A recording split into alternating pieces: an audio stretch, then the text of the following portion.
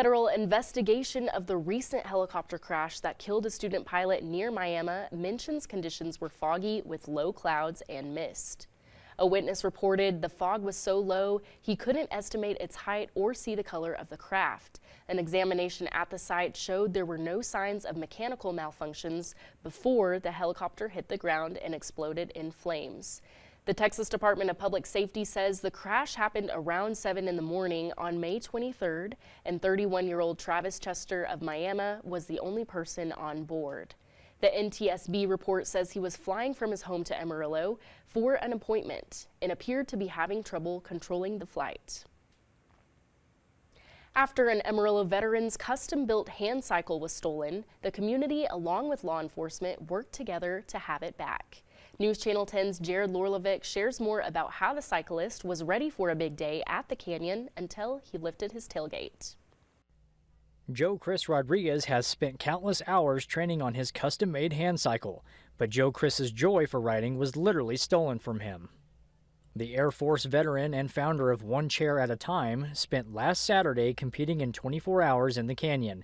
Then, after returning to the canyon for day 2, he noticed his cycle had been stolen from his truck in his driveway. I was going to get ready to do the parade start and put in the miles, and I opened the tailgate and the hand cycle was gone, along with my little paraladder. Emotions were running high for Joe Chris due to the sentimental value of what was taken from him.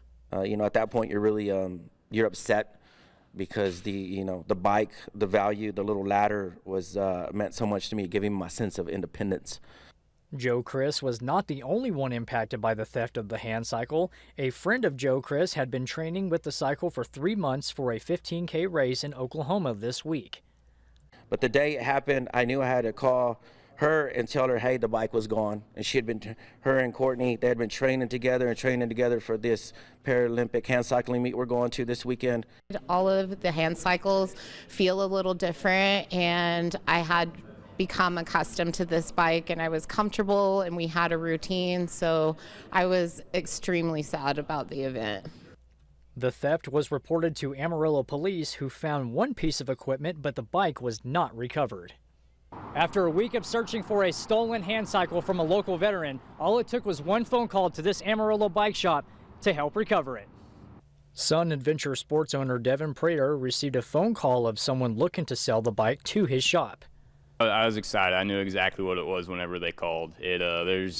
Like Joe said, these are kind of a unicorn. It's nothing you can just walk in and, in a bind and pick up at a bike shop. After the phone call, Amarillo police were able to find the caller and recover the cycle. The caller was not the person who stole the cycle, but actually found it in their alley. I'd like to say thank you to, the cycling community, the Amarillo community, and number one to the APD. Amarillo police arrested the suspects where the ladder was found, linking the stolen bike to them. Jared Lorlovic, News Channel 10.